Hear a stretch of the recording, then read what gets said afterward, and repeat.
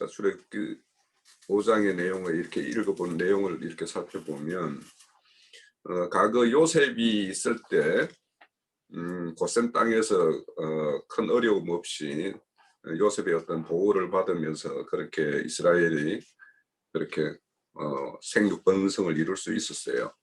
그렇지만 이제는 요셉을 알지 못하는 애굽의 왕이 이렇게 집권을 하다 보니까 그 왕의 어떤 목적대로 이스라엘을 이렇게 노역에 이렇게 동원하는 이런 모습을 보이고 있죠. 그래서 이런 노역의 어떤 힘겨움에 하나님께 부르짖는 이스라엘의 소리를 듣고 하나님이 그들을 이렇게 이끌어내기 위해서 지금 모세를 세워서 이렇게 보내는 장면, 그리고 이제 실질적으로 모세가 애굽의 바로에게 가서 하나님이 명하신 말씀을 이렇게 전했을 때 2절에 보면 바로는 여호와가 누구냐? 난 그런 사람 알지도 못한다. 이렇게 이야기를 해요. 그러니까 이런 어떤 애굽의 왕 바로만이 아니라 우리가 가까이 있는 우리 뭐 친척, 뭐 친구, 동료 누구에게 우리가 하나님의 어떤 말씀을 전거를 하면 그들이 이런 바로와 같은 이런 말들을 그냥 이렇게 서슴없이 내뱉는 걸 우리는 듣죠. 그래서 하나님의 어떤 그런 그분의 어떤 이런 창조 이력이나 이 우주 만물을 경영하는 이런 거에 대해서 모르면 이렇게 바로와 같이 이런 걸 할 수밖에 없었죠. 우리도 하나님을 모를 때 이렇게 살았었던 것이고. 그런데 이제 여기 내용에 보면 애굽, 그러니까 요셉에 속했을 때의 이스라엘의 형편과 지금 요셉을 알지 못하는 왕에 의해서 통치가 되는 이스라엘의 어떤 형편을 보면 딱 대별이 되잖아요. 그래서 오늘 그 4번의 문제에는 이 구원의 문제는 어디에 속하느냐의 문제이다. 그래서 내가 요셉의 어떤 통치를 받고 요셉에 속해 있을 때에는 이렇게 안식과 평안과 이런 것을 누리면서 이렇게 삶을 경영할 수 있지만 바로의 어떤 통치를 받게 되면 지금 이런 어떤 노역에 시달리는 것을 볼 수가 있어요. 그러면 이 노역이라는 것이 하나님이 이 창조 목적 그거와 관련이 있는 것이면 그거 노역이라는 것이 하나님에게 어떤 기쁨이 되고 그런 것이 된다라면 좋은 것이겠지만 지금 바로에게 이렇게 노역당하는 것은 아무런 가치 없는 것을 우리는 지금 알고 있잖아요. 그런데 이제 이 바로에 속한 자들, 이런 자들은 그것을 모르죠. 그러다 보니까 단순히 현상의 어떤 것들만 보고 그것이 현상의 문제에 의해서 그것이 기쁨이 되기도 하고 슬픔이 되기도 하고 이러는 것을 우리가 볼 수가 있어요. 그래서 4번의 문제는 우리가 그런 측면에서 한번 나눠 보는데, 이거는 사무엘상 30장을 가서 먼저 한번 보고 와서 좀 말씀을 이어갔으면 좋겠어요. 사무엘상 30장 11절에 가면 구약성경 460면입니다.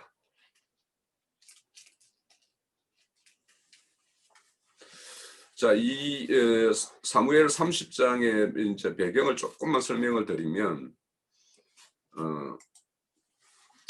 다윗이 사울에게 막 쫓겨다니는 그 시기였어요. 그래서 다윗이 어디로 들어갔냐면 블레셋 아기스에게 몸을 위탁하러 들어갔었을 때예요. 그때 아기스가 이제 시그랄 땅을 이렇게 거할 수 있도록 다윗에게 이렇게 허락을 했죠. 그래서 다윗이 이제 거기에서 보낼 때 이 30장 이전의 이야기가 뭐냐면 블레셋이 이스라엘을 치러 들어가기 위해서 모든 이렇게 연합군을 이렇게 모으고 있을 때였어요. 그때 당연히 이제 다윗도 블레셋 아기스의 어떤 그런 몸을 위탁하는 입장이니까, 또 아기스가 볼 때는 다윗과 사울은 원수지간 같이 보이니까 그러면 이스라엘을 치러 들어갈 때 너도 여기서 동맹군에 합류해라. 그래서 이제 사실은 몸을 위탁하고 있으니까 그걸 거역할 수가 없는 상황이었어요. 그래서 이제 이렇게 그렇게 하겠다라고 했지만 사실은 이제 다윗은 내키지가 않는 것이었죠. 그런데 이제 그때 블레셋 군장들이 다윗은 어차피 이스라엘 사람인데 저가 우리와 함께 군대를 이루었다가 배신을 하게 되면 우리가 큰 곤욕을 따를 수가 있으니까 아예 다윗은 빼자 이렇게 해가지고 그 군장들의 어떤 그런 건의가 그 하도 이 아기스의 어떤 뜻을 꺾었죠. 그래서 이제 아기스가 그러면 돌아가라 이렇게 해요. 그래서 돌아와 보니 자기가 거했던 그 시그랄 땅이 아멜렉 족속에 의해서 막 다 탈취당해가지고 다 포로로 잡혀가고 있는 그 상황이었어요. 그 상황에서 이제 다윗이 그 아멜렉 족속들을 이렇게 추적해가는 과정에서 일어나는 일이에요. 11절에 보면 무리가 들여서 애굽 사람 하나를 만나 그를 다윗에게 데려가 떡을 주어 먹게 하며 물을 마시게 하고 그에게 무화과 뭉치에서 뗀 떡 덩이 하나에 금포도 2송이를 주었으니 그가 밤낮 사흘 동안 떡도 먹지 못하였고 물도 마시지 못하였습니다. 그가 먹고 정신을 차리매 다윗이 그에게 이르되 너는 누구에게 속하였으며 어디에서 왔느냐 이렇게 물어요. 그러니까 그 이제 소년이죠. 그가 이르되 나는 애굽의 소년이며 그러니까 애굽에서 태어난 소년인데 아말렉의 어떤 종으로 팔려간 어떤 그런 입장에 있는 사람이에요. 아말렉의 사람의 종이더니 사흘 전에 자기가 병이 들었다라는 거예요. 그래서 병이 들었더니 그 아말렉 주인이 자신을 버렸다라는 거예요. 그래서 버려서 지금 나고병이 되어가지고 이렇게 처져 있는 그를 다윗의 군대가 이렇게 발견을 해서 다윗 앞에 이렇게 데리고 온 거예요. 그래서 다윗이 그에게 이제 우리가 글렛 사람의 남방과 유다에 속한 지방과 갈렛 남방을 침노하고 시그라를 불살랐나이다. 다윗이 그에게 이르되 내가 나를 그 군대로 인도하겠느냐 하니 그가 이르되 당신이 나를 죽이지 아니하고 내 주인의 수종에 다시 옛날 아말렉에게 다시 이렇게 수종에게 넘기지 아니하겠다라고 하면 아니하겠다고 하나님의 이름으로 내게 맹세하소서 그리하면 내가 당신을 그 군대에 인도하리이다 하고 이렇게 해서 이제 이 애굽 소년의 어떤 인도에 따라서 아말렉을 추적해가지고 다 이렇게 포로 잡혔던 자들을 이렇게 데리고 오는 어떤 이야기로 이어져요.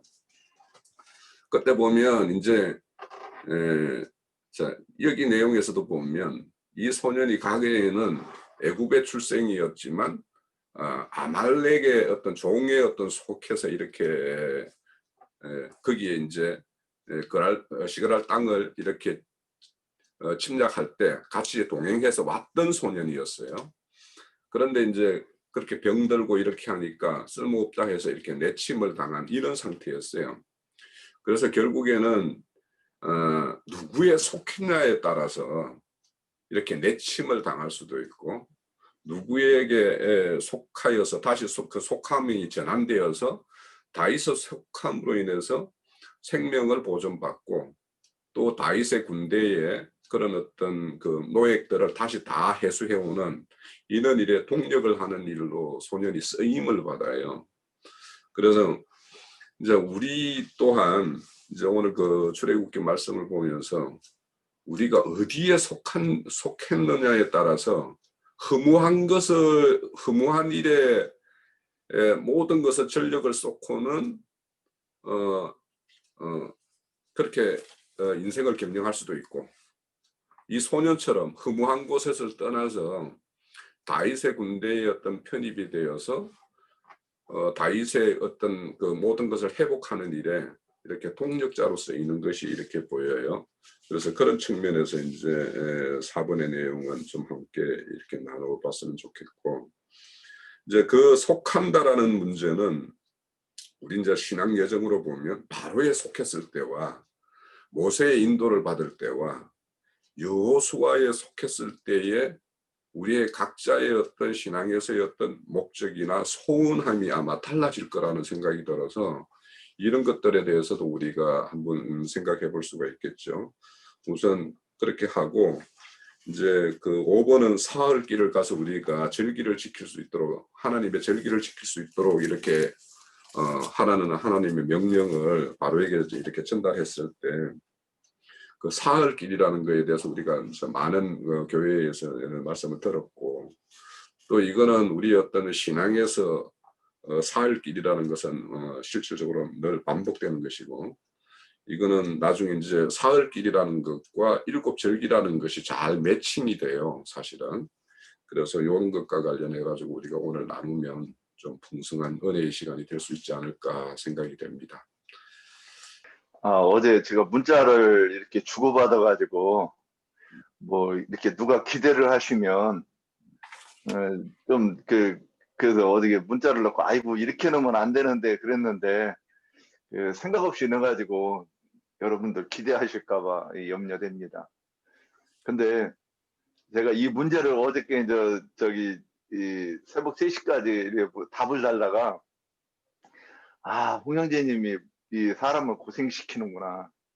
문제를 한 번에 이렇게 많이 내놓으면 어쩌자는 것인가. 달아도 끝이 없네. 이래가면서 조금 투덜거리며 달았습니다. 오늘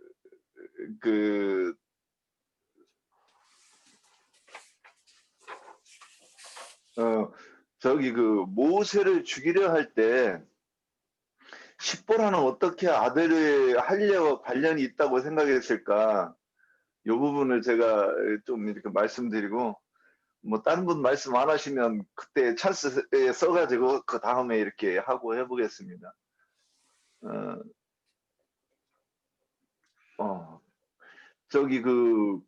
모세를 죽이려 할 때 십보라는 어떻게 아들과 할례가 있다고 관련이 있다고 생각했을까? 있었으니까 잽싸게 그 아들, 이게 잽싸게 이 성경을 보면 굉장히 급박하게 한 것 같긴 한데 실제로도 그랬을까? 근데 이제 이런 생각을 해봤습니다. 근데 저는 이제 십보라는 당연히 이게 아들의 할례와 관계가 있다고 봤다고 생각합니다. 왜냐? 십보라가 시집 오기 전에도 이드로의 딸이었고, 이드로의 왜 이드로의 딸이라고 얘기를 했을까? 한번 생각을 해보면, 이드로의 정체가 성은 어떻게 설명할 것인가? 그러면 그드라의 후처의 아들 가운데 하나지 않습니까?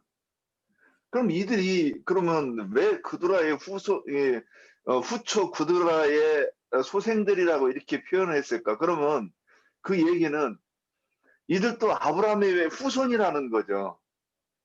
근데 이게 육적 후손이고, 그리고 육적 후손이지만 결국 뭐냐? 아브라함의 믿음을 본받는다고 했는데, 혼적인 신앙으로 간 존재들이라고 얘기하는 거죠. 그럼에도 불구하고 이들이 할례는 아브라함의 믿음을 창세기 써놨는데 어디? 창세기 17장에 나올 겁니다. 이 할례를 받지 않으면 백성 중에서 끊어진다. 그러니까 아브라함의 후손이라고 그러는 것이 부정되는 거죠. 그러니까 십보라는 모세한테 시집 오기 전에도 이것에 대해서 알고 있었을 거라는 거죠. 할례가 중요하다. 할례를 받지 못하면 아브라함의 후손이 아니다. 근데 이들도 모두가 다 아브라함의 후손이라고 주장하고 우리가 참된 신을 섬긴다고 그러는 거라고 저는 이렇게 이해하고 있어요. 지금 중동 지방에 있는 종교 전쟁이에요. 그러면 이제 이렇게 보고 그 다음에 우리가 생각할 게 성경에서 죽음이라고 하는 거를 좀 한번 좀 볼 필요가 있다고 봅니다. 그래서 우리가 죽음을 세상에서 이 속세의 죽음으로 볼 것인가, 성경에서 말하는 죽음이 어떤 것이라고 말하는 걸로 볼 것인가, 이거 한번 볼 필요가 있다고 봐요. 성경에서는 두 가지의 죽음이 나온다고 봅니다. 그래서 선악나무 열매를 따먹으면 네가 죽으리라 그랬어요. 그 죽는다고 하는, 근데 안 죽어요, 실제로는 따먹으면. 근데, 실제가 아니라, 그로부터 아브라함은 930세까지 살죠. 그러면, 그 예전에는, 죄를 지어서, 영원히 살아야 되는데 930 몇 세까지밖에 못 살았구나. 우리가 다 이렇게 이해를 하는 거예요. 그런데 실제로는 우리 금기름 붓는 지체는 다 알죠. 영이 죽은 거라고. 지금 이것에 대해서 얘기하고 있는, 영의 죽음에 대해서 얘기하고 있는 거죠.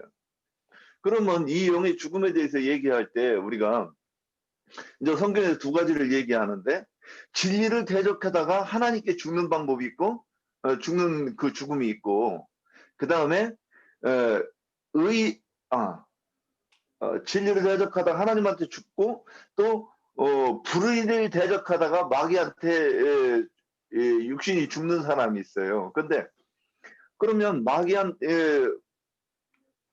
불법을 대적하다가 순교를 당하면, 그럼 하나님이 뭐라고 말씀하시냐? 졌다 죽었 이게 아니고 이겼다 이렇게 얘기한다고 보는 거죠. 그러면 하나님, 그래서 이제 십보라는 다시 이제 돌아옵니다. 내 남편이 신의 산에 올라가서 하나님을 만나고 그 입도 치료받고 손도 치료받고 지금 애굽으로 가다가 여기서 죽어? 그러면 십보라는 생각했을 거라는 거죠. 그러면 하나님 앞에 뭔가 불법이 있었나? 그럼 그게 뭐지 하고 생각을 했으면 십보라는 당연히 그냥 알 수 있었을 거라고 보는 거예요. 이게, 그러면 생각해 보니까 게르솜한테 할례를 내가 하지 않았네. 그래서 여기서 이 얘기를 하기 전에 모세가 이게 이제 그 성경에 다 근거가 있는 것 같아요.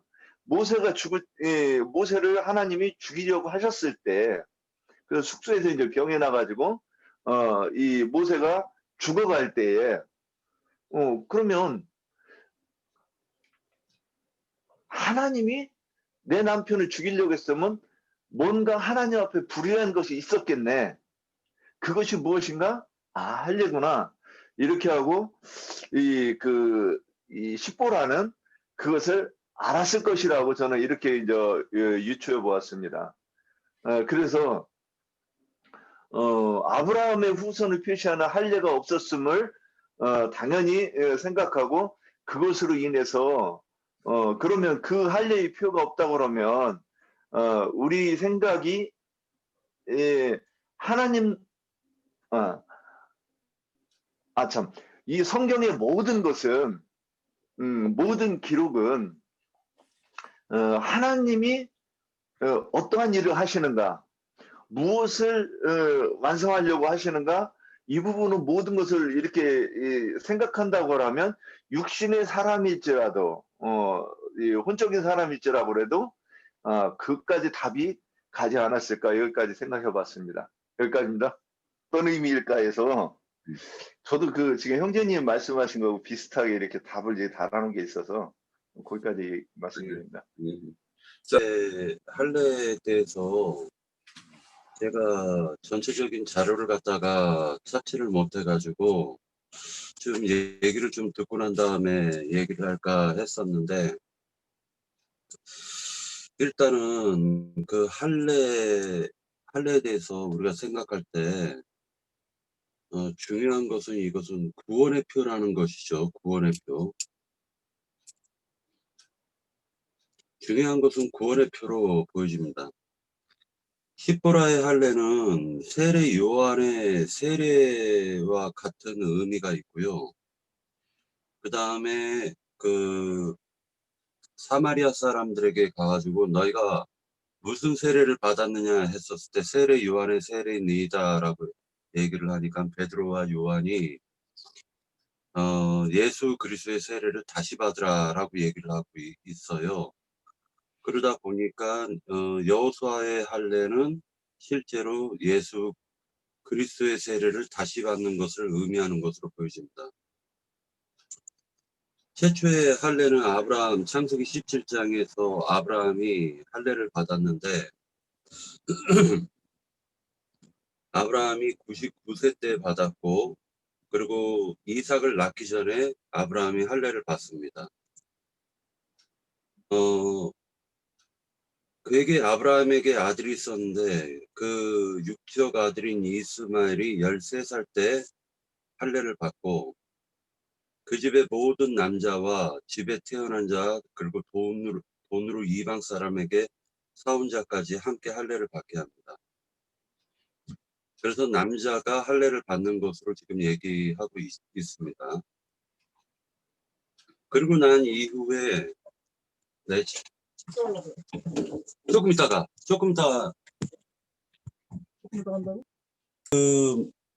지금 그 시프라의 할례 같은 경우는 그 세례 요한의 세례를 갖다 의미하는 것으로 보여집니다. 광야에서 행해진 것을 갖다 의미하기도 하고 여호수아의 할례는 길갈에서 행해진 것으로 보여집니다. 사사기 5장에서 보면 그것을 갖다 증거해주고 있는데 여호수아서 5장. 네, 여호수아서 5장. 예. 여호수아서 5장에서 보면은 9절에서 보면은 이제 할례를 행하게 되고요. 그러고 난 다음에 전쟁을 하게 됩니다. 첫 번째 할례를 행한 이유가 5장 2절에서 보면 그때 여호와께서 여호수아에게 이르시되 너는 부싯돌로 칼을 만들어 이스라엘 자손들에게 다시 할례를 행하라 하시매 여호수아가 부싯돌로 칼을 만들어 할례산에서 이스라엘 자손들에게 할례를 행하니라. 여호수아가 할례를 시행한 까닭은 이것이니 애굽에서 나온 모든 백성 중 남자 모든 군사는 애굽에서 나온 후 광야길에서 죽었는데 그 나온 백성은 다 할례를 받았으나 다만 애굽에서 나온 후 광야길에서 난 자는 할례를 받지 못하였음이니라 라는 이유가 있는 거죠. 그래서 여기에서 광야에서 새로 태어난 자들을 갖다가 할례를 행합니다. 할례를 행하고 난 이후에 6월절을 지내고 그러고 나서 14일이 지나고 나서 그 땅의 소산을 먹고 난 다음날 만나가 끊겼고 그러고 나서 그에서부터 가나안 땅의 소출을 먹었더라라고 기록이 되어 있습니다. 히브리서 10장을 한번 보도록 할게요. 히브리서 10장.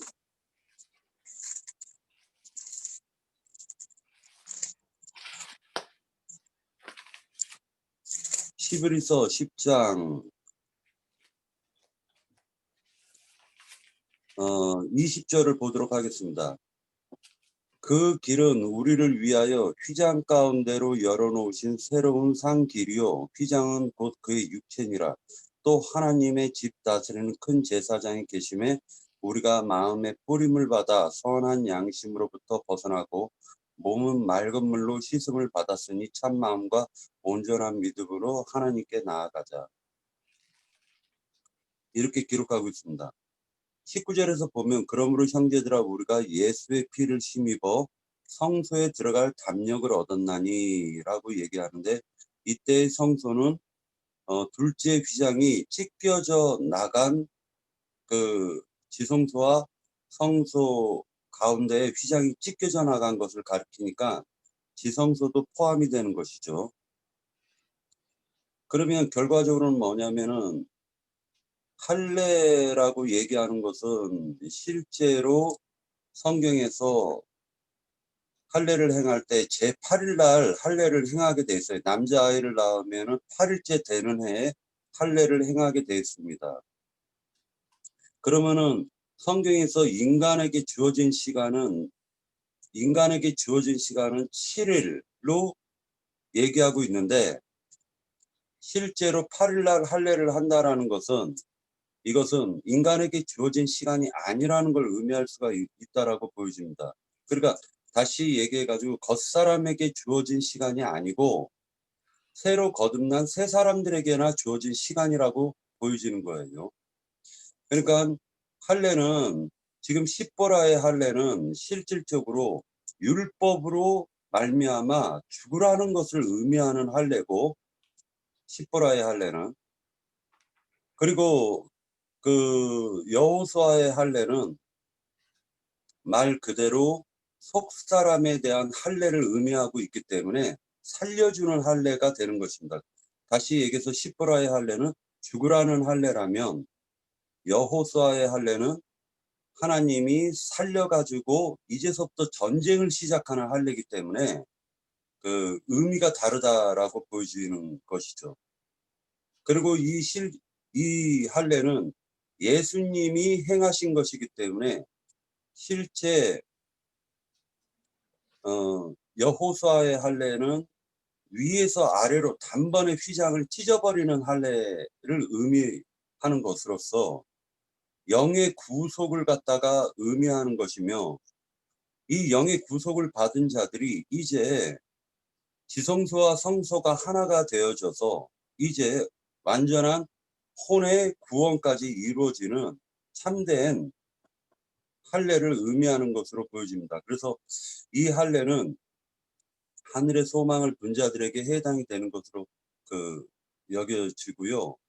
그렇다면 왜 장자인 게르솜을 갖다가 할례를 행하고 차자인 엘리에셀은 할례를 행하지 않느냐?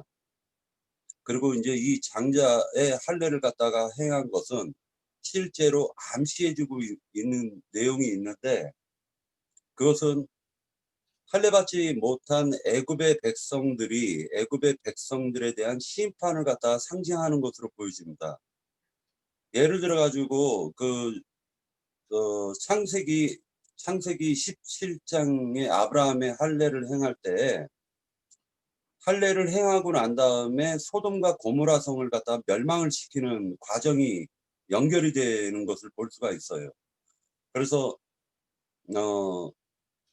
모세가 지금 말 그대로 그 광야에서 나아갈 때, 그 애굽으로 내려갈 때 모세는 할례를 받고 그러고 난 다음에 내려가서 할례 받지 못한 자들을 갖다가 심판하는 그러한 하나님의 일꾼으로 쓰임을 받는 것인데, 정작 모세 자신이 참된 할례를 받은 적이 없다라는 거예요. 참된 할례를 받은 적이 없다 보니까 전쟁에 나가서 승리할 수가 없는 것이죠. 한 번이라도 영적 할례를 받지 못한 상태에서 애굽에 내려가 가지고 할례 받지 못한 자들을 갖다가 할례 시킨다라는 건 말이 안 되는 것으로 보여졌습니다. 개인적으로. 그래서 모세가 하나님이 애굽으로 보내놓고 그러고 난 다음에 모세를 심히 아프게 하고 그의 생명을 걷어가시려고 했었던 것은 실제 겉사람은 죽여버리고 속사람으로 다시 새롭게 태어나게 해서 새로운 생명으로 애굽 땅에 내려가야지 전투를 수행할 수 있는 사람이 되는 것을 상징적으로 보여준 것이 아닌가라고 생각이 되고, 그리고 이제 대표적으로 게르솜 같은 경우는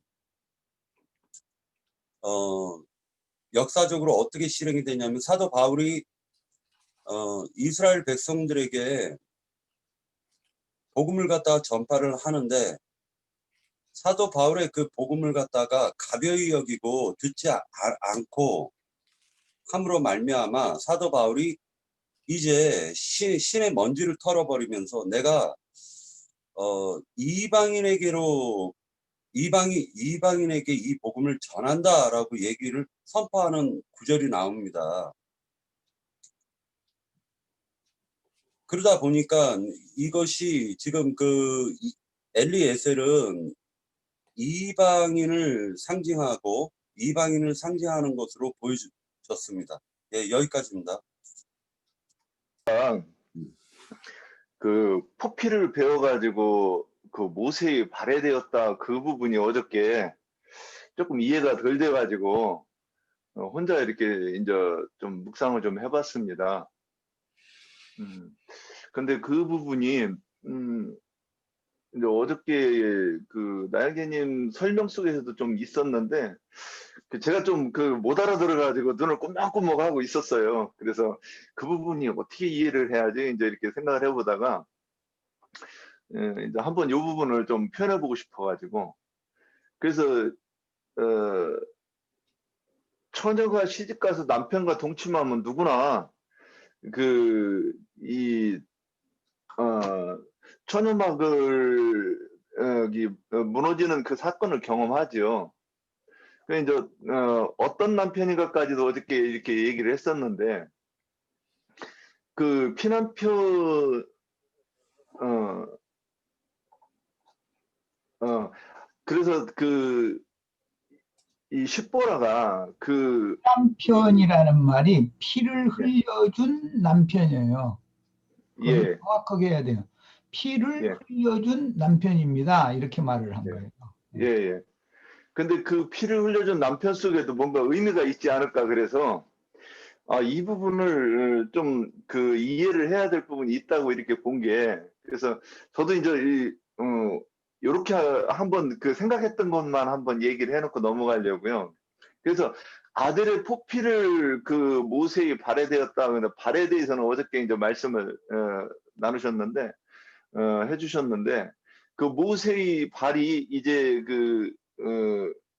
그러니까 이 부분은 모세가 이제 죽으려고 할 때 그 발에다가 되었다는 것인데 그 이야기가 이게 무슨 뜻인가 그러면 이것이 아버지 이드로한테 배웠던 그 신앙에서 돌이켜서 이제 그 모세의 그 교훈, 모세의 가르침을 내가 이제 그 가르침을 통해서 내가 하나님을 만나고 하나님을 섬기겠습니다 하는 이런 그 고백이 아니었을까 이제 이렇게 한번 생각이 들어서 그 부분 좀 한번 표현해 보려고 그랬습니다. 여기까지입니다.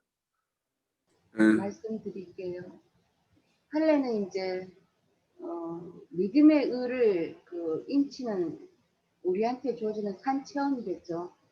머리로 지식적으로 알아지는 것은 객관적인 체험이라면 이것이 가슴으로 내려와서 의의 경험을 통해서 나와 화합되는 그런 상태를 주관적인 체험이라고 얘기하잖아요. 그래서 여자는 어린 나이인 여자는 결혼을 못 하잖아요. 어릴 때는. 그쵸? 그래서 어느 정도 자라서 장성한 자가 됐을 때 예수님이 찾아오셔서 장가를 드시는 거기 때문에 고로 우리가 믿음의 의를 인치는 이것은 내 속에 있는 내 자신을 버리는 거 그리고 나를 부인하는 거 육적인 내 자아 버리고 그리고 우리 교회에 내 하나가 죽어서 정말 희생을 하고 헌신을 하고 드려졌을 때 모두가 살 수 있다면 얼마든지 드려줄 수 있는 그런 정신 그런 것이 정말 하나님 주님의 뭐랄까 주님이 입혀주는 예수 그리스도를 덧입는 그것이 아닌가 형상과 모양이 만들어져서 그렇게 실천되는 이것이 정말 실제의 삶 속에서 나한테 주어져서 만들어져서 그렇게 행동으로 나가지는 것 이것이 정말 생명적인 산처음이고 그리고 정말 주관적으로 하나님을 깊이 만났고 그리고 자연스럽게 생명 유래에 의해서 그 주님이 부어주신 그 사랑을 덧입고 나도 그렇게 움직여질 수 있는 게 아닌가. 다른 말로 하면 주님과 내가 하나 돼서 하나님이 하게끔 해줄 때 할 수 있지 우리가 할 수는 없다는 거 이거를 강조드리고 싶습니다. 예, 여기까지요. 이 부인되고 그래서 새 사람으로 거듭나는 것과 이렇게 바로 연결이 될 텐데요.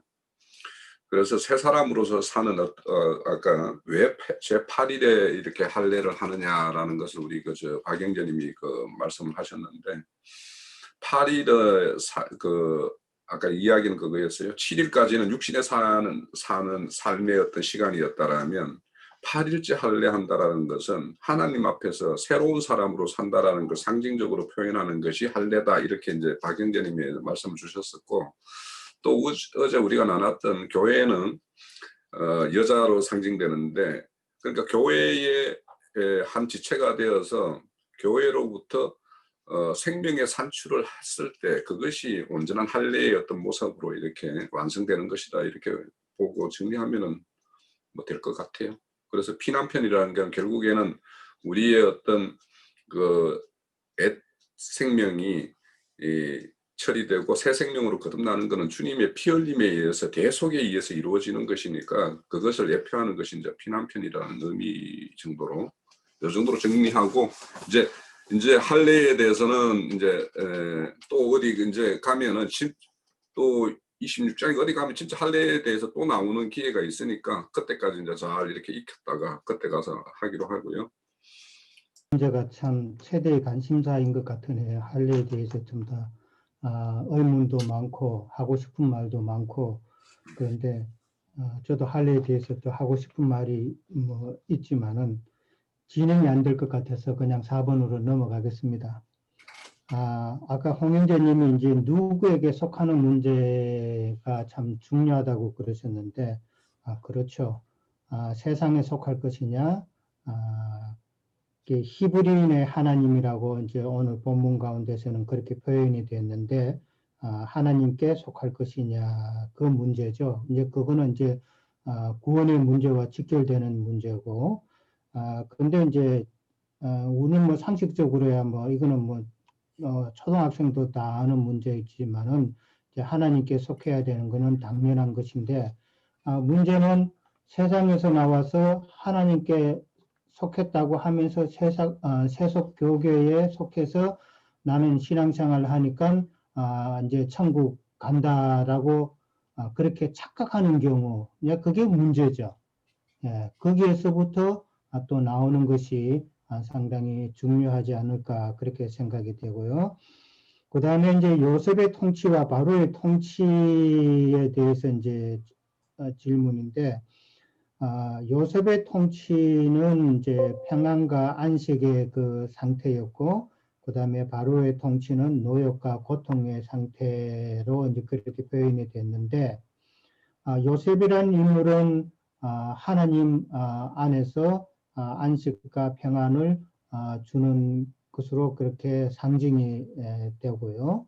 그 다음에 바로는 이제 세상 가운데서 그 다음에 혼적인 신앙 가운데서 세상 것을 추구하는 그런 상태에 있는 자들을 말하는데, 요셉의 통치하에 있어서는 평안과 안식이었는데, 요셉을 알지 못하는 또 다른 바로가 나타났을 때는 참 노역과 고통의 그런 저주의 땅으로 변한 것이죠. 저주의 그 땅으로 변한 거기에서 건져내야 하는 하나님의 이제 경륜을 우리가 볼 수 있잖아요. 그게 이제 구원이 필요한 백성들이죠. 근데 이제 요셉의 통치와 바로의 통치를 이렇게 나누어서 보면은 마치 그 에덴 동산에서 아담과 하와가 하나님과 더불어 평안한 가운데 있었지만은 범죄함으로 말미암아서 에덴 동산을 떠남으로 많은 노역 농사 지으면서도 많은 수고를 해야 되고 많은 고통을 당하는 그런 모습과 똑같은 모습이죠. 그런 모습으로 우리가 생각해 볼 수 있고, 그 다음에 큰 구름이라는 말을 이제 단어를 이렇게 또 쓰셨는데, 어떠한 신앙생활을 하느냐에 따라서 이제 엄부 세계에서 우리가 낙원에 거할 것인가 아니면 불꽃 가운데서 고민하는 그런 처소에서 거할 것인가 하는 것으로 나누어지죠. 뭐 우리는 지금 이 문제는 뭐 상식적으로 우리 지체들 다 알고 있는 문제라고 생각되고요. 그 다음에 바로에게 속하였을 때, 모세에게 속하였을 때, 여호수아에게 속하였을 때 소원하는 바가 다 무엇인가, 이제 그 차이인데, 저는 바로에게 속한 자는 돼지한테는 먹을 것밖에 안 보이죠. 돼지라고 표현하고 싶고요. 먹을 것만 주면 좋아하잖아요. 그러니까 바로에 속한 자는 그러한 자들이다. 세상 먹을 것만 구하는 자들이다. 그 다음에 모세에게 속했을 때는 좀 표현이 좀 어떨는지 몰라도 종교인들이라고 저는 그렇게 생각이 되고요. 그 자들이 추구하는 것은 외적인 거룩함이죠. 그 다음에 남한테 인사받기 좋아하는 그런 자, 율법에 속하고 율법을 가르치고 그 율법으로 남을 자기가 영광받는 도구로 쓰는 그런 자들이다 생각이 되고요.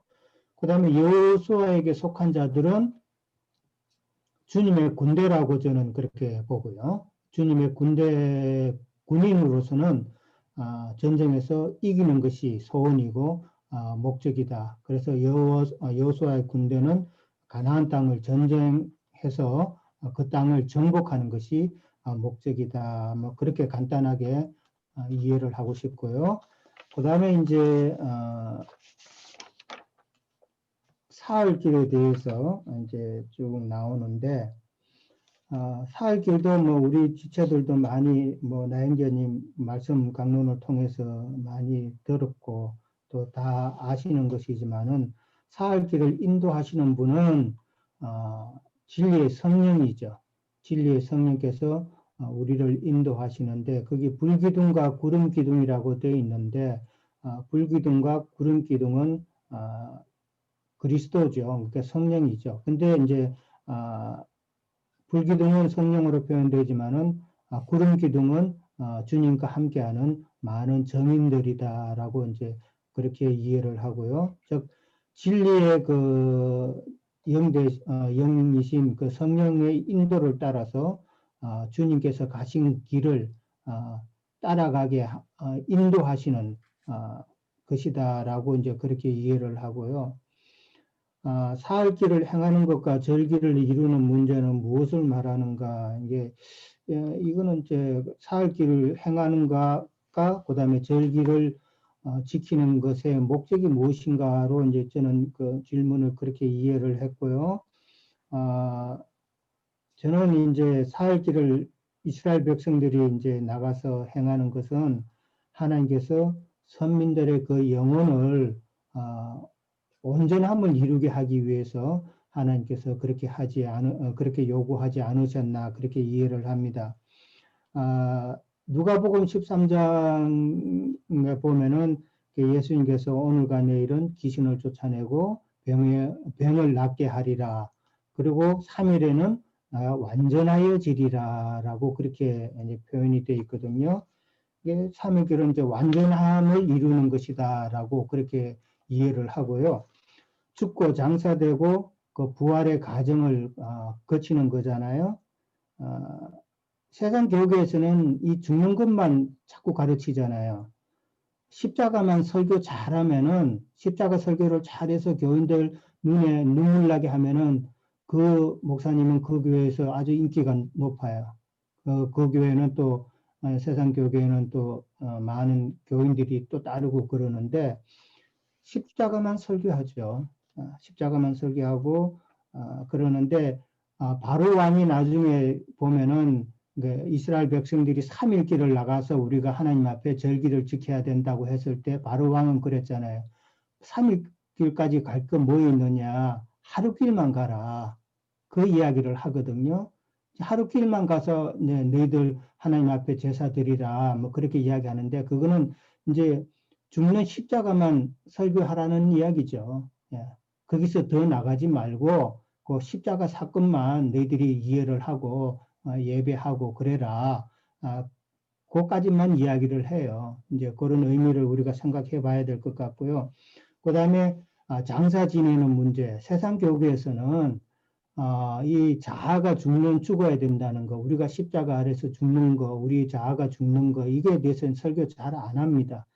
요즘 교인들 기 살리는 설교를 많이 하죠. 우리는 하나님의 거룩한 백성이요, 제사장이요, 그 다음에 뭐 이런 그 좋은 긍정적인 이야기만 하고 기 살리는 설교만 하지, 우리의 그 실체를 대해서 우리가 하나님 앞에 어떤 모습으로 나가야 되는가 하는 그런 것은 잘 이야기를 안 하는 것 같아요.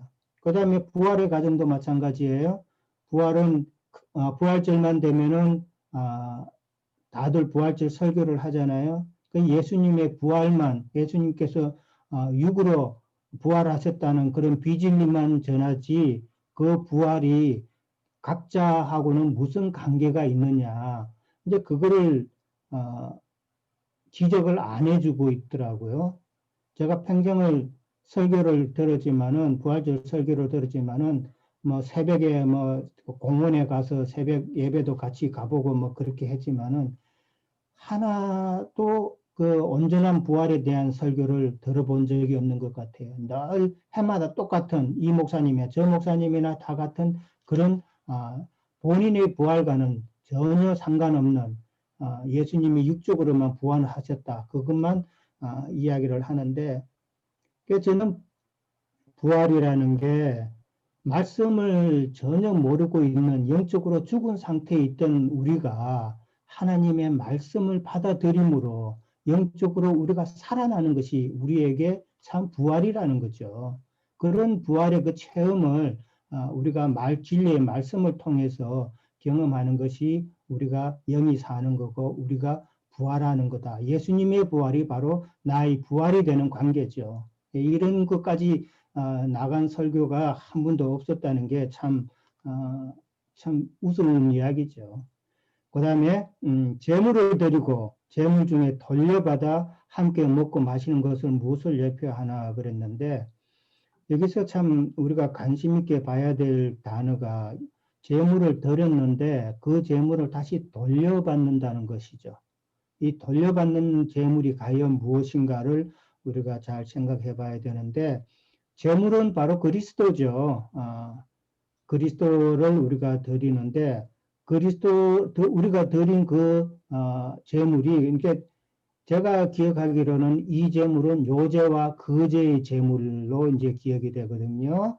요제는 부활하신 예수님, 거제는 성천하신 예수님을 상징하는 그 재물로 드려지신 그리스도께서 다시 돌려받는다는 것은 구속을 이루고 나서 그 영으로 다시 오셔서 진리의 성령으로 오신 상태를 이제 우리가 돌려받은 재물인 것이죠.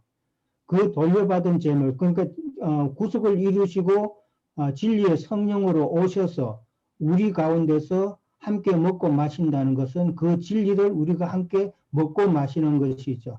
그것을 깨닫는 것이 이제 돌려받아서 함께 먹고 마시는 것이다. 그러니까 하나님과의 화목이 되는 것이고 내가 주님 안에 거하는 것이고 주님이 내 안에 거하는 참 영적으로 우리의 목표가 되어야 되는 그러한 과정이다라고 생각이 되어지는 것이죠. 그러니까 이 반드시 우리는 돌려받아서 그 재물을 드렸지만 그 재물을 다시 우리가 돌려받아서 진리의 말씀으로 우리가 깨달음을 늘 받아서 온전한 믿음의 생활을 계속해 나가야 된다라고 저는 그렇게 생각하고요.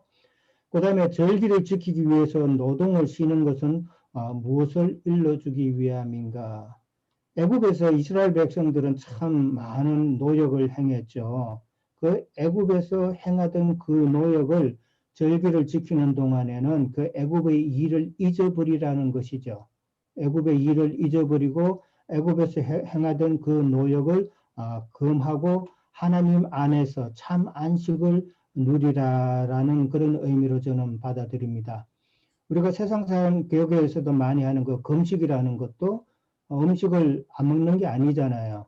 근데 그 사람들은 잘못 이해를 해서 음식을 안 먹고 하나님 앞에 기도해야 참 하나님이 들어주신다고 하는 그런 엉뚱한 생각을 갖고 있는데 금식이라는 것은 세상 것을 먹지 말라는 것이잖아요.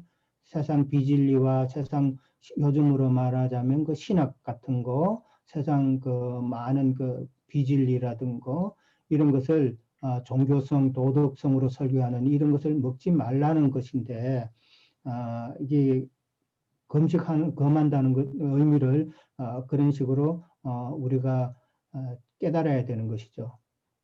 즉이 안식일에도 일하지 마라 그랬잖아요. 안식일에 일하지 마라 그래가지고 많은 사람들이 안식일날 주일날 되면은 뭐 거룩한 날이라 그래서 아무것도 하지 않는 그런 제가 어릴 때 그랬어요. 제가 초등학교 5학년 때부터인가 신앙생활 처음 시작했는데 제가 처음 다니던 교회가 한국의 그 고신척이었었어요. 고신척은 상당히 참 교리적으로 좀 상당히 보수적인 그런 교단이에요. 그러니까 어릴 때 제가 주일학교 다니면서도 일요일 날 공부하면 안 된다 그래가지고 공부를 아예 안 했어요. 일요일 날 얼마나 많은 시간들이 있고 얼마나 중요한 시간이에요. 일주일 동안 배운 거 복습해야 되고 예습해야 되는데 공부하면 안 된다 그래가지고 어릴 때 진짜 한참 동안 공부 안 했거든요. 일요일마다. 참 지금 생각하면 억울한 일이죠. 그래서 제가 참 학창 시절은 공부를 많이 잘 못했어요. 잘 못했는데 그래서 얼마 전에 가게 고신천 목사님이 이제 와가지고 그런 이야기를 했어요. 이제 그런 어릴 때 나는 참 그런 교리 가운데서 공부도 그래 안 하고 그랬다. 지금 생각하니까 참 우스운 이야기다. 그러니까 그 목사님이 그러더라고요. 그거는 교리라기보다는 전통이지요. 그러더라고요. 참 그 전통이 교리나 전통이나 그게 사람의 영혼을 망하게 하는구나. 이제 그렇게 생각을 해봤습니다. 그러니까 안식일 날에 일하지 말라는 것도 저는 그렇게 이해를 했어요. 안식일은 우리가 하나님 앞에 세상의 모든 것을 끝내고 하나님 앞에 안식을 해야 되는 그때에 모든 구원을 이루고 안식을 해야 되는 그때에 가서 일을 한다고 하는 것은 구원의 일을 하는 것인데 그때 가서 세상에서 살면서 행하지 못했던 구원의 일을 그때 가서 한다고 하는 것은 참 어리석은 짓이죠. 예, 세상 살 동안에 구원의 일을 온전히 이루라는 그런 의미로 받아들입니다. 예, 여기까지 일단 하겠습니다. 예. 알겠습니다. 예저자매님. 제가 부족하지만 좀 얘기할게요. 네. 미국의 이영재님 참 말씀을 잘하시네요.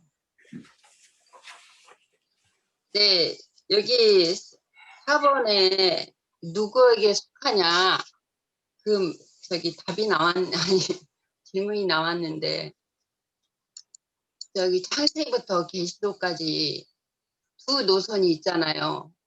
이게 그 모세의 율법에 속하느냐 아니면 그리스도 예수에게 속하느냐 이게 여기 내가 열왕기를 좀 찾아봤는데 그 엘리야 저 선지자 때 바알에게 속한 그 선지자들이 바알 선지자들이 있었고 엘리야 선지자가 있었잖아요. 근데 이들을 그 엘리야 선지자가 그 바알 선지자들하고 이렇게 그 여호와 너는 그들은 바알에게 속했고 저기 엘리야는 여호와께 속했어요.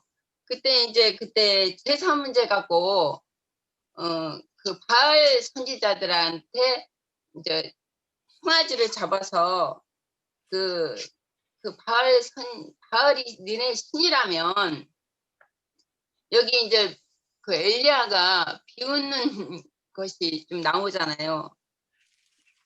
제가 좀 읽어볼게요. 다는 못 읽고 조금만. 너희가 너희 신의 이름을 부르라. 여기 열왕기 18절, 열왕기상 18절, 저기 24절이거든요. 18장 24절이요. 예. 뭐 창세기부터 계시록까지 다 두 노선으로 쭉 가는 것인데 뭐 그 여기저기 찾아볼 수는 없고 한 두 군데만 찾아볼게요. 너희는 너희 신의 이름을 부르라. 나는 여호와의 이름을 부르리니 이는 불로 응답하신 신 그가 하나님이라. 백성이 다 대답하되 그 말이 옳도다 하니라. 엘리야가 바알의 선지자들에게 이르되 너희는 많으니 먼저 송아지 한 마리를 택하여 잡고 너희 신의 이름을 부르라. 그러나 나는 불을 붙이지 말라. 그들이 받은 송아지를 가져다가 잡고 아침부터 낮까지 바알의 이름을 불러 이르되 바알이여 우리에게 응답하소서 하나 아무 소리도 없고 아무 응답하는 자도 없으므로 그들이 그 쌓은 제단을 주위에 뛰놀더라.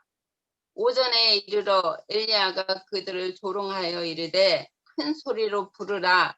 그는 신인즉 묵상하고 있는지 혹은 그가 잠깐 나갔는지 혹은 그가 길을 행하는지 혹은 그가 잠이 들어 깨야 할 것인지 하매 이에 그들이 큰 소리로 부르고 그들의 규례를 따라 피가 흘리기까지 칼과 창으로 그들의 몸을 상하게 하더라.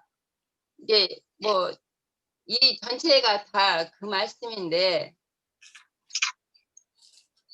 글이 여기까지 하고요. 신약에서도 주님이 그랬잖아요.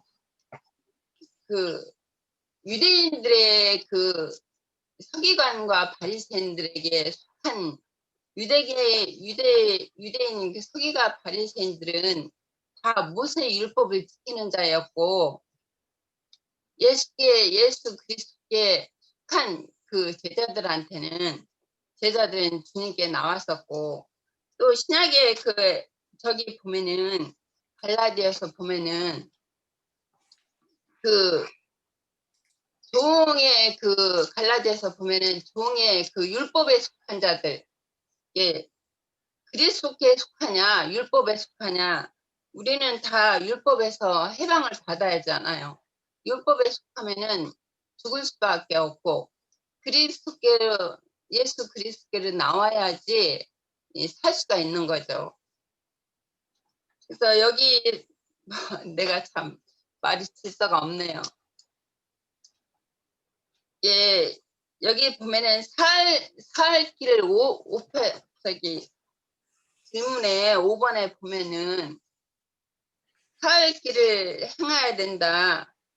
이게 죽고 장사 부활 하면은 우리가 부활하지 못하면은 우리가 절기를 지킬 수가 없고 이 살 절기는 뒤에 그 앞에 3절기가 있고 뒤에 4절기가 있는 것은 지금 우리가 이 시대를 사는 이 사절기를 지켜야 하잖아요. 교회 시대를 살면서 우리가 장사 부활되지 않으면 이 길을 갈 수도 없고 이게 불기둥과 구름기둥이 나오는데 불기둥은 우리가 교회 생활하면서 우리가 정말 끝까지 갈 때까지 구원을 이룰 때까지 이 세상은 어둠의 세상이니까 이게 밤바다로 표현되잖아요. 어둡기 때문에 불기둥이 필요해요. 주님은 밤에는 불이 환하게 비쳐서 주님이 인도를 해야 되고 낮에는 햇빛이 너무 뜨거우니까 구름기둥이 필요해요. 그러니까 우리가 교회 생활을 할 때 뭐 이런 길을 가잖아요. 살 길을. 그렇기 때문에 주님이 인도하심이 불기둥과 구름기둥은 성령의 우리 안에서 인도하심이라고 봐요. 그러니까 우리가 어두울 때 주님이 밝히 주의 말씀으로 비춰주시고 또 우리가 뜨거운 그 환경에 있을 때 주님은 또한 구름기둥이 되어서 우리를 보호하신다고 봐요. 그게 은혜로 주님이 우리를 지켜주시고 인도하여 주시는 것이죠. 나는 죽고 장사되고 주님이 내 속에서 부활하셔서 주님의 인도하심을 받고 이게 나는 옛사람은 죽고 예수 그리스도께서 내 안에서 사시는 거잖아요. 그리고 이 사절기는 그 1년의 추수라고 봐요.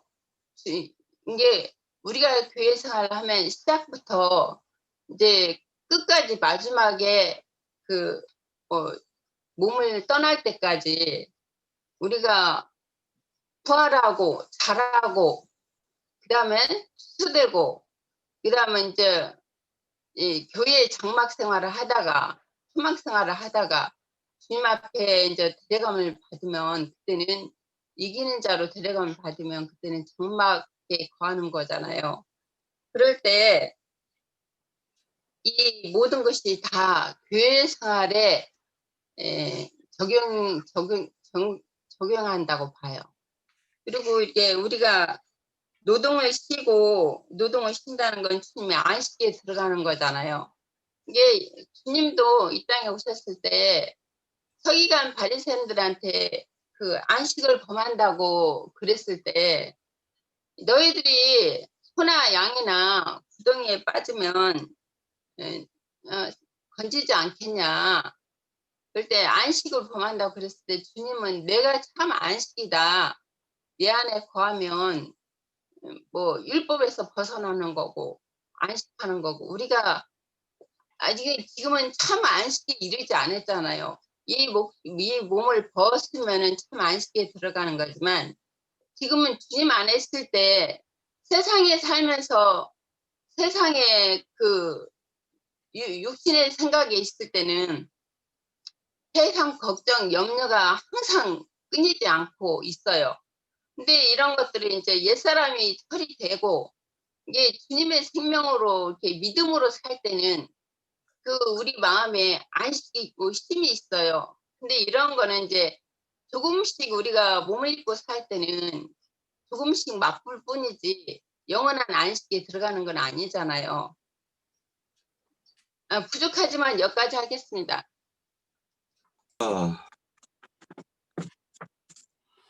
창세기 21장에서 보면 이제 이게 주제가 뭐냐면은 이제 아까 할례 얘기하다가 이제 그 뒤에 부분을 얘기를 못했는데 제가 이제 눈여겨 본 것은 애굽의 장자하고 그 다음에 게르솜이라는 모세의 장자로 이렇게 예표되는 이스라엘의 장자들에 대해서 눈여겨 좀 보게 되었습니다.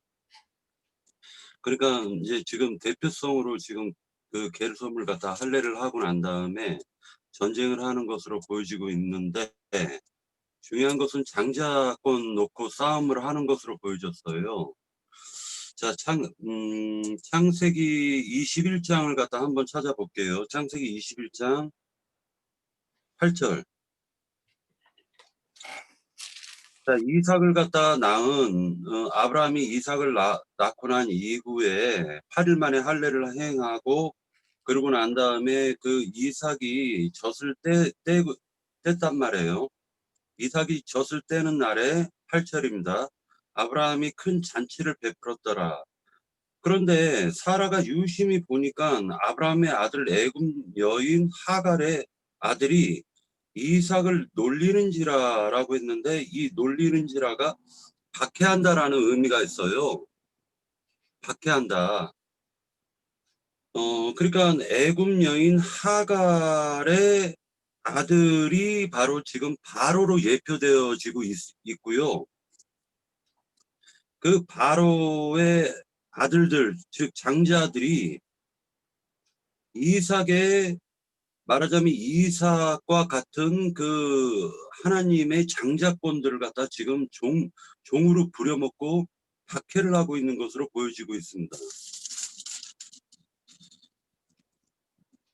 그러니까 그 사라가 그가 아브라함에게 이르되 이 여종과 그 아들을 내쫓으라.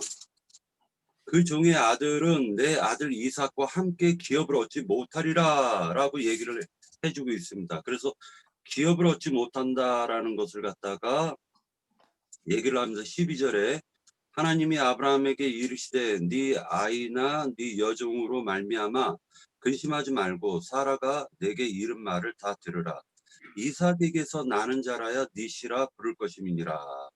그러나 여종의 아들도 네 씨니 내가 그로 한 민족을 이루게 하리라 한지라. 이렇게 얘기가 흘러가고 있습니다. 이 말씀이 신약 성경에서 신약 성경 로마서에서 재해석을 해주고 계시는 부분이 있어요.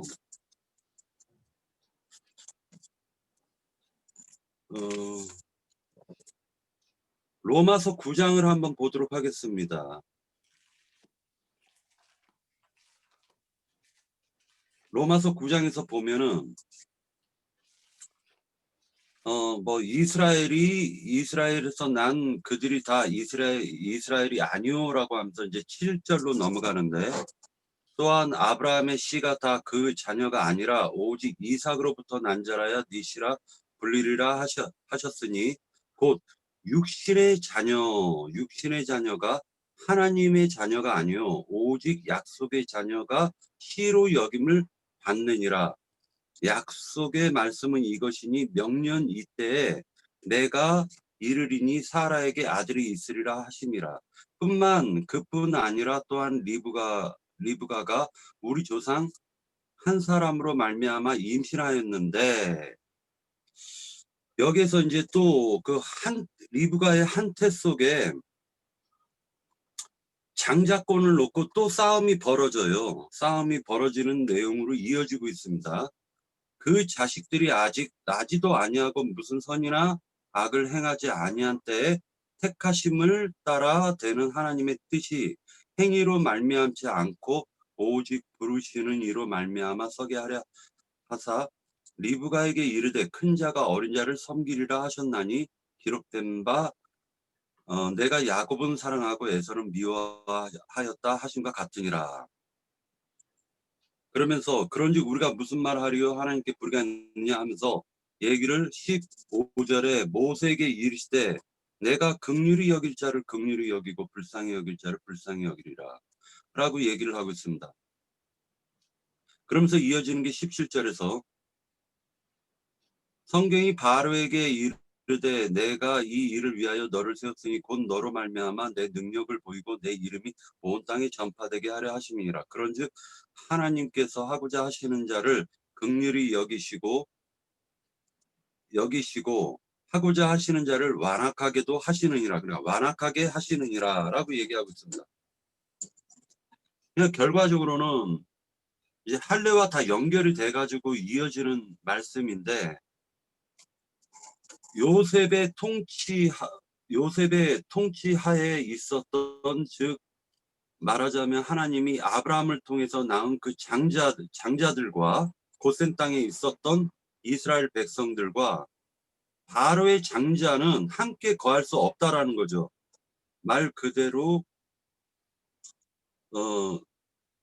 약속을 유업으로 받을 수 있는 것은 바로의 장자들과는 함께 이 약속을 받을 수 없기 때문에 누군가는 쫓겨나야 되는데, 이 세상은 그 마귀에게 속하였기 때문에 실제로 이스라엘 백성이 쫓겨나는 것으로 보여지지만, 창세기에서는 이스마엘과 하갈을 갖다가 하나님이 사라를 통해서 이제 아브라함을 통해서 쫓아내버리시잖아요.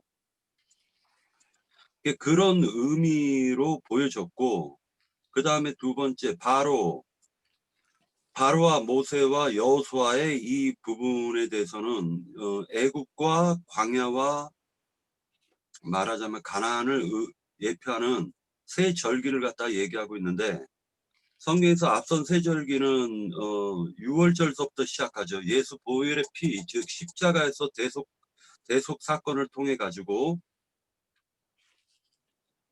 문설주의 피를 뿌림으로 말미암아 죽을 수밖에 없는 죄인들이 전부 다 죽음을 면하고, 즉 하나님이 긍휼히 여긴 자들은 유월을 하시고, 죄가 있으나 그 피로 가리움을 받은 그 하나님의 그 백성들은 유월을 하시고, 바로의 장자는 그 생명을 걷어가신다 라고 해가지고 6월절서부터 시작해가지고 무교절, 초막절까지 이어지고 있습니다. 자, 이 초막절로 끝나는 것이 아니라 오순절 이후에 우리에게 적용될 때는 이제 오순절 이후 성령 강림을 통해 가지고 6월절 때 죽으셨던 그 하나님이 이제 옛죄를 완전히 함께 대속한 이후에 각 사람 육체 안으로 임하신 그분께서 그분의 그 장자들을 통해서 나팔을 불게 하시고 나팔을 불고 그 나팔 소리를 들은 모든 긍휼을 입은 하나님의 사람들은, 즉 세상 백성들은 나팔 소리와 함께 자기 자신의 죄를 깨닫고 하나님께 돌이키고 회개하고 돌아왔을 때 속죄를 해주심으로 말미암아 그들을 갖다가 알곡으로 추수해서 장막 안으로 이끄시는 하나님의 구속사가 지금 이루어지고 있다라고 보여지고 있습니다. 이것이 반복된 사흘길이라고 보여지며 결국 세상의 장자권, 즉 세상을 갖다가 사랑하는 그 장자권들을 하나님이 멸하시고, 그리고 참된 하나님의 백성은 예수 그리스도라는 감춰져 있는 날인 제8일 안으로 깊숙이 숨겨서 생명싸개로 쌓아놓으시고, 그러고 나서 그들을 갖다가 구속의 날 완전한 구원을 이루시게 하는 하나님의 계획이 출애굽기에 기록되어져 있다라고 보여집니다. 예, 마치겠습니다. 네. 결국에는 이게 이제 우리가 한번 생각해 봐야 될 것이, 왜 할례에 이어서 그 다음에 3일길이라는 것이 딱 이렇게 붙어 있는가를 좀 생각을 해 봐야 될 것 같은데요. 결국에는 할례 받은 자들만이 3일길을 가는 거예요. 그리고 3일길을 행할 수 있는 것이고, 그 3일길이 우리의 어떤 신앙의 어떤 그 모습이 이제 그 3일길에 이제 다 들어있는 것이죠. 자, 또 이어가시죠. 자, 이제 할례로 다시 바꿔 하지 말고. 네. 제가 그 3일길에 대해서 이렇게 한번 증거해 보겠습니다. 요거를 말씀만 가지고 이렇게 쭉 이렇게 연결해서, 그 신약에서는 요 말씀만 가지고도 이렇게 하면 어느 정도 3일길이 무언가 설명할 수 있을 것 같아서 한번 해보려고요. 마태복음 12장 40절. 요나가 밤낮 사흘 동안 큰 물고기 뱃속에 있었던 것 같이, 그러면 이게 이제 예수님께서 그 장사되어 가지고 부활까지의 그 기간이라고 우리는 이제 어렴풋이 알 수 있어요. 조금만 생각하면. 예, 근데 여기 와서는 이제 확실하게 이 부분이 그렇다 하니까 이제 우리는 다 이해하고 있습니다. 그래서 지금 사흘길이 장사되고 부활하는 것까지라고 우리가 이제 이해하고 보면, 사도행전 9장 9절에서는 이제 이게 바울에게 실현되는 그 장면이 나와요. 예수님 그 다메섹 도상에서 빛이 비추었는데 그가 땅에 엎드려져서 주의 음성을 들었는데, 그로부터 사흘 동안 눈이 멀었고 사람의 안내를 받아 아나니아 집으로 아나니아를 만나서 기까지 사흘 동안 금식하는 기간이래요. 그래서 지금 예수님이 죽고 부활하시는 그 기간과 금식하는 기간이 어떻게 연결되는가. 그래서 우리도 먹고 마시지 않는다고라는 것은 내가 모든 것을 포기한 기간인데, 그래서 세상의 것을 더 이상 내가 취하지 않는다는 그 기간. 제 말은 될 수 있도록 짧게 하려고 그러는데, 그래서 사도행전 10장 40절에 보면 이제 스데반이 증거합니다. 하나님이 사흘 만에 다시 살리사 나타내시되 그랬어요. 그래서 이 사흘이 지나면 예수님이 살아나는 기간, 그래서 우리도 사도 바울이 사흘이 지나면 아나니아를 만나서 눈을 뜨는 기간이고, 그래서 우리도 그 눈을 뜬다고 하는 것은 우리한테도 살아나는 기간이라고 적용 이제 해보고, 사도행전 27장 19절에서는 이제 사도 바울이 로마로 가다가 그 유라굴로 광풍을 만나가지고 사흘째 되는 날에 배의 기구를 모두 버립니다. 근데 요 버린다고 하는 그 기구를 버린다고 하는 말이 창세기에 46장인가에 나옵니다. 그래서 이스라엘 백성들이 이 애굽 땅에 들어갈 때 애굽 왕 바로가 너희 기구를 아끼지 말라 그랬는데, 이 기구가 뭐냐? 자기의 그 삶의 수단이고, 내 신앙에서는 이게 내 어떤 그 하나님에 관한 아는 지식이라고 봐야 되는 거죠. 근데 그 모든 그러니까 사공들이 지금까지는 자기들 힘으로 어떻게 이 풍랑을 이기려고 그랬었는데, 버렸다고라는 거는 이제 내 의지, 내 노력을 포기했다고 이렇게 보이는 거예요.